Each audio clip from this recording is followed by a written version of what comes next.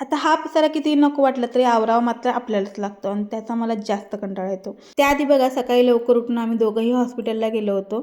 मला पण सर्दी जाम झाली, आहोंना पण सर्दी खोकला जाम झाल्या म्हणून आम्ही दोघंही मास्क लावून गेलो होतो. पण तिथं मात्र कुणीच मास्क लावला नव्हता आणि सगळे आमच्याकडेच बघत होते. ही झाडं मात्र मला इथली खूप आवडतात. कुठल्याही खुर्चीवर बसले तर माझे पाय मात्र असेच असतात, कारण ते कधीच जमिनीवर टेकत नाहीत, कारण माझी हाईटच कमी पडते. गोळ्या औषधे घेतलं, थोडा नाश्ता केला आणि तिथून आम्ही निघालो कॅन्टीनमध्ये जायला. तर कॅन्टीनमध्ये बरंच सामान आम्हाला घ्यायचं होतं. मी लिस्ट पण काढून घेऊन आले होते. पण झालं असं की तिथे गेल्यावर सामान मात्र काहीच मिळालं नाही. बऱ्यापैकी म्हणजे अजिबातच सामान नव्हतं, कारण सगळं सामान इथलं संपत आलं होतं. म्हटलं चला जेवढं भेटते तेवढं घेतलं आणि तिथून डीमार्टला आलो.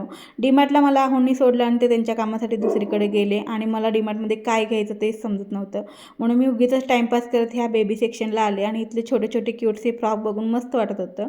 घरी आल्या आल्या सगळं सामान लगेच लावायला घेतलं, कारण ते तसंच राहिलं तर नंतर मात्र आपल्याला कंटाळा येतो म्हणून.